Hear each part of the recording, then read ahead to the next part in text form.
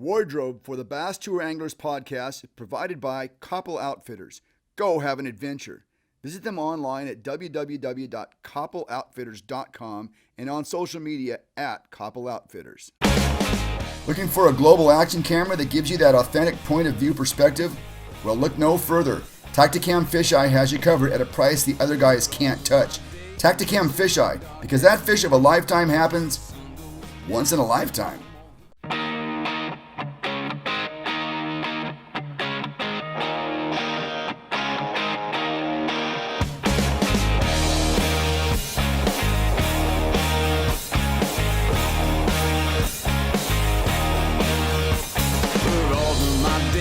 Hello, everybody. Welcome to our Winner's Circle segment. Our guest today is number 5 on the all-time Bass Tour Anglers Money list with nearly $4 million in earnings, 75 top 10 finishes, 14 career wins, Bassmaster Classic champion in 2016, 2019 Major League Fishing Red Crest champion, 2019 Major League Fishing Pro Tour Angler of the Year. He's the champion of the Major League Fishing 2021 Challenge Cup fished this past fall at Wisconsin's Lake Winnebago. Edwin Evers, welcome back to the show. You are our second two-time guest on this show now. Awesome. I feel honored. Oh, that's all. Glad to have you. Major League Fishing Cup events are made for TV, so that means they're filmed ahead of time. Has it been tough to keep this victory secret for a few months? Oh, I told my family, and really that's all that really matters. So, I let them know, and we had, we were all super excited about it. There was a few times, I had the trophy. I brought the trophy home with me from that event last fall. And, there was a few times we took a few photos or whatever function it might have been that I said, hey, guys, we got to scoot over a little bit so that trophy's not in the background. I can't give that thing away. Well, I think the last time you were on the show, you were at that event, and I think you said something about it's going to be an exciting thing. That's all you said. Yeah, I was excited to be in Wisconsin. Wisconsin's been a great state to me, so I was excited just to be in that area. Talk about the format of these Major League Fishing Cup events, because they're very unique. Those of us that follow the tour, we're week to week in these events, but these cup events are different. Can you take us through what these are, how these operate, and how these work? The biggest thing about the cup events is I have no knowledge, along with the other 29 competitors, of where it's going to be. They'll let us know a month before that event it's going to be in XYZ state. And then 2 weeks before, they'll say, you need to show up at this hotel in this city.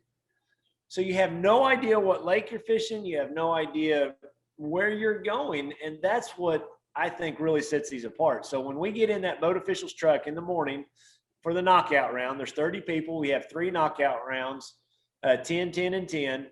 And you get in that truck and you put every bit of tackle you can put in that thing, because you don't know if you have to fish for largemouth, smallmouth, spotted bass, or a combination of all of them. Especially up north, all of them can play. So you get in that truck and that boat official drives you to a lake and you have no idea where you're going.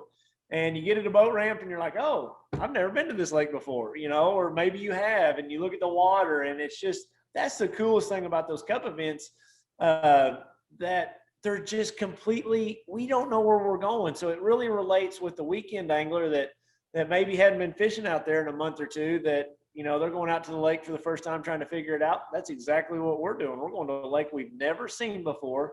They give us 30 minutes to ride around and try to figure that lake out. If you can make it through the knockout round, the top 6 boats, top 6 weights of each day go to the sudden death round. And so now we've taken it from 30 to 18 competitors. And you get to the sudden death, which is on a different lake, and they'll set a weight, whatever it may be, 17 to 22 pounds. I think they generally try to set that weight to where one person will go out in the first round, 2 people go out in the second round, and maybe somebody else in the fourth round. So you've got a weight set. You've got 9 guys, and the top 4 move on to the championship round. So the first 4 guys to cross XYZ weight make it to the championship round. So you have 2 days of the sudden death. 9-9. You get 4, so you get 8 to go to the championship round. And yeah, I don't know if that answers your question. That's kind of what it's about. To qualify for the Cups, I don't want to take up all your time, but I think this might have been what you were asking. We have Bass Pro Tour event number 1, and we have Bass Pro Tour event number 2. After those first 2 events, the top 30 in points go to the Challenge Cup.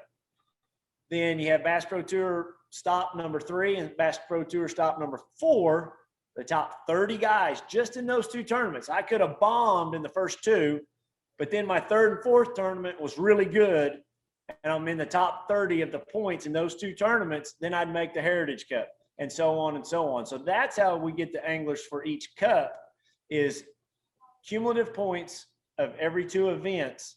And it's just kind of a mini championship throughout the year. It gives you something to strive for. You could be having a horrible year, but have 2 good back-to-back tournaments and make one of the cups, and a chance to win a lot of money.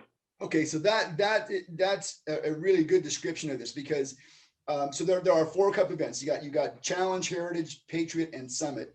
And so after 2 events, you top 30 qualify for the first one of the year. And then it doesn't matter what you did in the first 2, it's the next 2 that determine the next cup. Absolutely. Wow, that's a really neat format. And you're right, it does give you something to shoot for. Even if you're having a bad year, you still got a chance to qualify for something like that. Now, you also went through the format of the actual event itself, because on that final day, you're fishing against 8 anglers, 0 weight, right? Or you start from the beginning? Absolutely. The final day, they take us to a whole nother lake. So this happens generally a lot of times on different lakes. Each day will be a different lake. And the championship round at this one that we're talking about, it was on a different lake again. So you start at 0 each day, and you got to go figure them out again. Sometimes they'll take us from a smallmouth lake to a largemouth lake, then to a lake that's got both of them. You just don't ever know. Do cup events count in Angler of the Year standings? Nope, have no relevance at all to Angler of the Year standings. So you're at this event with just kind of a bonus. There's nothing to worry about. I mean, you want to win, obviously, but there's no having to worry about Angler of the Year. That's kind of cool. That's the only reason you're there. You're there to try to win. Folks, we're talking with Edwin Evers. He is number 5 on the all-time Bass Tour Anglers Money list. He's absolutely superstar in the sport, and he's also the 2021 Challenge Cup champion on Wisconsin's Lake Winnebago. I don't know of a professional fishing format that puts more pressure or drama on anglers. From the moment lines are in and it's lines in, you guys are constantly updated with information about how everybody else is doing. There's just really no time for any letdown at all. I mean, in a normal format, sometimes you have a lunch break or whatever, but it can't happen in what you're doing.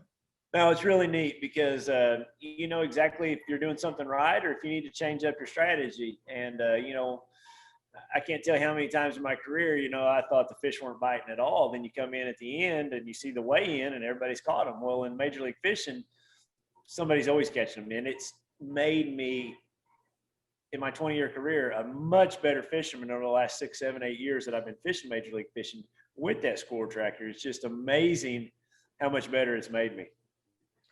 So in the Challenge Cup, were the preliminary rounds fished at Winnebago, or were they fished at some other lake?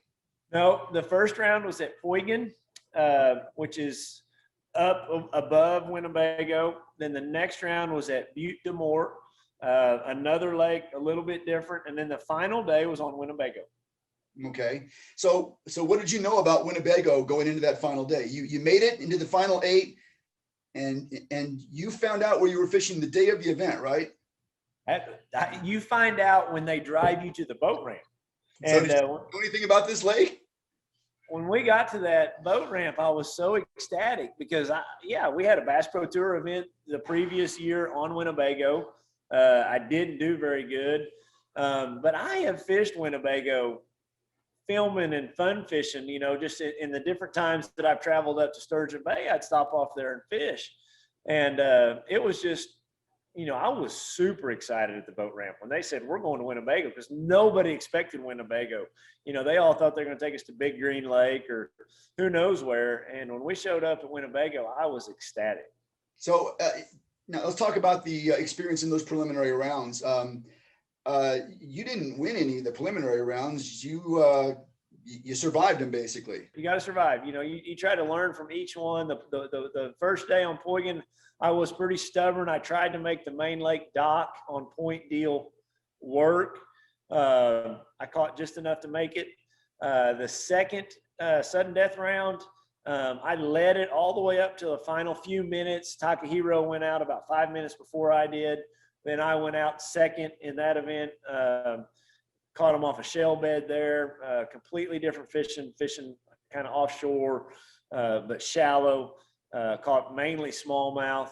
And then we went to Winnebago, and everybody that watched Major League Fishing over the weekend, they saw what I did there. So all the preliminary rounds really don't help you at all for the final. Oh, they help. Well, did they? Because the water temperature, what kind of lakes, when they sit there and they tell you, hey, you're going to go to the next cup and it's in New York. You don't know what the water temperature is. You don't know what kind of water color it is. You don't know any of that stuff. So absolutely, every day that you're on the water competing, no matter if it's a different lake or not, as well as I know, Keith, if you were to come fish Northeast Oklahoma and you fish Skiatook one day and Fort Gibson the next, and then by the time you get to Grand the third day, you're going to have a good idea of where those fish are relating, what the water temperature is, what the water color is, what stage of a pattern they may be in. So yeah, absolutely it helps. Okay. So now, did you take a lot of the baits that you used in the preliminary rounds and apply them to that final day? Yes. A little bit, the first round, I caught them flipping, mainly flipping docks, with a pit boss, Berkeley pit boss. The water's quite a bit dingier, fishing docks. The second round, sudden death round, I caught mainly all smallmouth on a drop shot, a Ned rig, a little flat-sided Berkeley crankbait, and a few on that wacky general. But then when we got to that final round, then when I got to catching them, I tried the Ned rig, tried the drop shot, caught a few. Then when I picked up that wacky general, that was the bait they wanted. Okay. All right. And then on the actual final day, you blitzed everybody. What did you know that everybody else didn't know, or what did you find that others didn't find? You won by 21 pounds. I won by a bunch. It was a good day. I just from the experience and being on that body of water before, I knew that on those points, those shallow docks would reload and you could catch a lot of fish underneath one dock. You might have 200 docks, and out of 200 docks down a 40-mile stretch, there was 5 good ones. And out of that 5, I caught all my fish, and Mike McClellan, who finished second, caught all his fish off those same 5 docks. Not 6 docks, not 7 docks. They all came off 5 docks. Wow. And I figured out what to look for early on that first round. That morning when I pulled up that first dock, caught 4 or 5 off it, jumped to the next point, found the dock that looked right, the right depth and the right scenario, the right water color, caught a bunch off it. Then that's what I ran with the rest of the day. And what were those factors? Was it the depth, water depth, or was it cover? Or it was a few things. It's positioned in the main lake on a point. I felt like they had the most amount of current on them. They had a clean bottom, a shell bed underneath that dock, no grass. That was the main thing, just clean shell bed on a point. Does your global action camera give you the option to change lenses? Mine does. Tactacam's fisheye camera allows me to modify my viewing angle so I can film an extra wide or mini zoom. Tactacam fisheye, because that fish of a lifetime happens once in a lifetime. We're talking to Edwin Evers. He is the winner of the 2021 Challenge Cup on Wisconsin's Lake Winnebago. Edwin, I noticed a little surprise this year when I saw the rosters for all the different pro tours, and that the Major League Fishing Pro Tour has got a lot of the Bass Pro Tour guys fishing that.